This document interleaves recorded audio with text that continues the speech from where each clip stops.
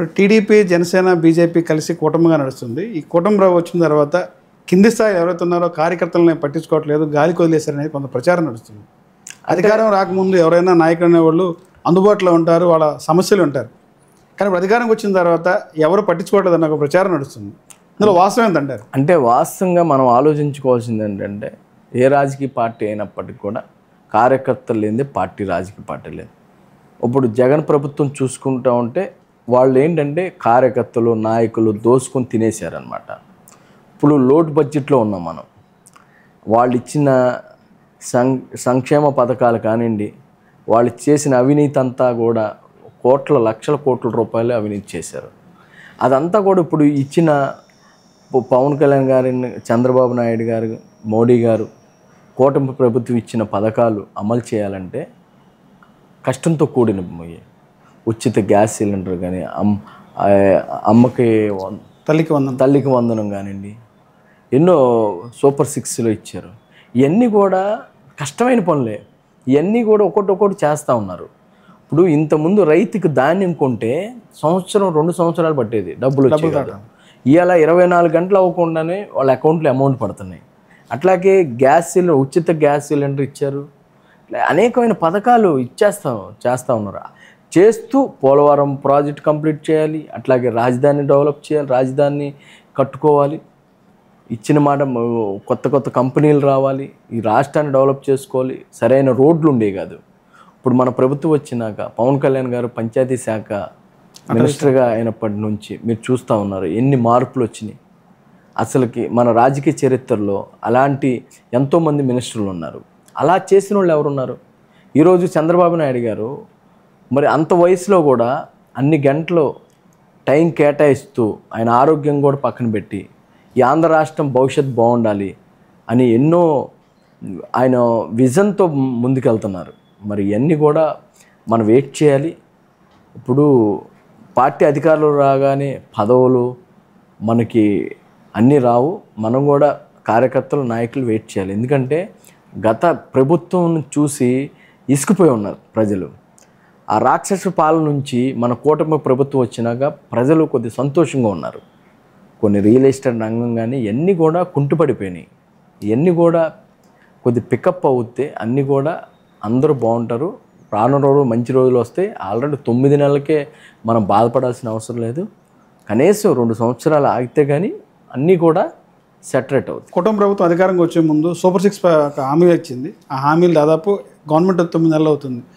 ఈ 9 నెలల కాలం నుంచి కానీ ఇప్పుడైనా ఈ హామీలను అమలు చేసే దిశగా ఉన్న ప్రయత్నాలు చేస్తున్నారు. సూపర్ 6లోనే కదా ఉచిత గ్యాస్ సిలిండర్ కానీ అనేకమైన పథకాలు పెట్టారు. ఒక్కొక్కటి అమలు చేస్తున్నారు.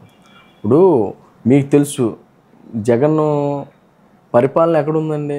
ఓన్లీ సంక్షేమం పథకాలు అని ఇప్పుడు అన్నీ అవినీతి చేసుకొని లక్షల కోట్లు దోషిస్తారు. ఎక్కడ డెవలప్మెంట్? రాజధానిలో ఒక రోడ్డు డెవలప్ చేయలే, రాజధాని కట్టలేదు. రోడ్లు చూస్తే మీరు అధ్వానంగా ఉన్నాయి. అవన్నీ కూడా ఎంప్లాయీస్కి సరే జీతాలు లేవు. అవన్నీ ఈరోజు టయానికి జీతం లేదు. 3 నెలలకి 4 నెలలకి కూడా పడే కాదు జీతం ఈరోజు. గతంలో ఇప్పుడు చూస్తూ ఉంటే అన్నీ 1 by 1 చేసుకుంటూ ఉంటున్నారు. అట్లాగే మన టైం పట్టిద్దండి.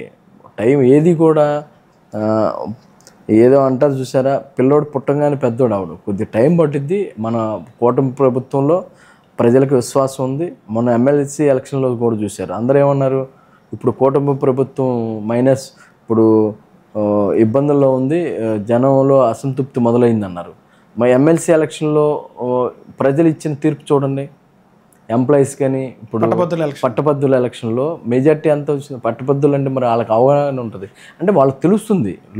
ఇప్పుడు ప్రభుత్వంలో ఉన్న వాళ్ళకి కానీ చదువుకున్న వాళ్ళకి కానీ ఇప్పుడున్న రాజకీయ పార్టీలు ఏం చేస్తున్నాయి, గతంలో పార్టీ ఏం చేస్తుంది, ఇప్పుడున్న ప్రభుత్వం ఏం చేస్తుంది అనేది అర్థమవుతుంది. అంటే 2 కులాలని కాపు కమ్మ అంటే గతంలో పడే పరిస్థితి లేదు. జనసేన వచ్చిన తర్వాత ఇప్పుడు 24 ఎన్నికల్లో ఇద్దరిని 2 కత్తులు ఒక బోన్లో ఉన్నాయి. 2 కత్తులు ఒక బోన్లో ఇమడితే అంటారా? కత్తులు ఏమి లేవండి. చాలా ఏమండి గతంలో హోరాహోరీగా ఉండేది. గతంలో చూసుకుంటే కూడా మా చిన్నప్పుడు కానీ మేము ఉన్న ఎప్పుడు కూడా ఒక కులానికి ఒక వ్యతిరేకంగా పెరిగిన వ్యక్తులు మేము. కానీ వాళ్ళతో మేము కలిసి పని చేస్తుంటే అర్థమవుతుంది. వాళ్ళని చూసి చాలా నేర్చుకోవాలి మనం. ఒక కులం తక్కువ కమ్యూనిటీ ఉన్నా ఈరోజు ఆంధ్ర రాష్ట్రంలో కాదు దేశవ్యాప్తంగా ప్రపంచంలో కూడా వాళ్ళందరూ కూడా బిజినెస్ పరంగా వాళ్ళు రాజకీయంగా ఆర్థికంగా అన్ని రంగాల్లో ముందున్నారంటే వాళ్ళకున్న క్రమశిక్షణని వాళ్ళకున్న పద్ధతిని మనం అర్థం చేసుకోవాలి. ప్రతి కులం, ఇప్పుడు నా కులం నాకు ఎక్కువ అండి, ఎవరి కులం వాళ్ళకి ఎక్కువ, కానీ కులాలను బట్టి రాజకీయాలు చేయాలనే ఇది ప్రపంచంలో ఎవరు చేయలేరు. ఇప్పుడు కమ్మ కులం ఒకటే వేస్తే టీడీపీ గెలవలేదు, రెడ్లో ఒకటే వేస్తే వైసీపీకి గెలవలేదు, జనసేన ఒకటి కాపులో వేస్తే జనసేన రాదు. కానీ ఒక అలా భావజాలం అర్థం చేసుకోవాలి. గతంలో ఏదో చిన్నప్పుడు రంగాయర్ టైంలో ఏం జరిగినో తెలియదు.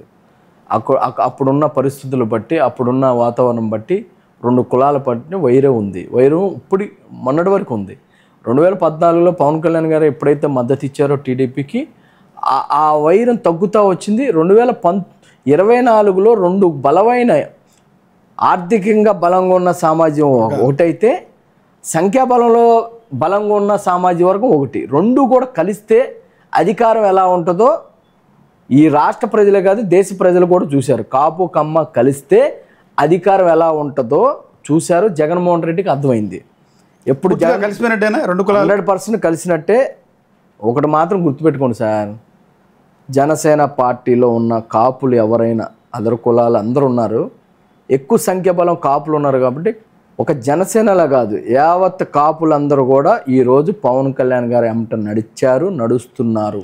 ఎందుకంటే 2019లో ఓటేలా కాపులు జనసేనకి, 2024లో జగన్మోహన్ రెడ్డి మా కులాన్ని మొత్తాన్ని ఏకం చేశారు.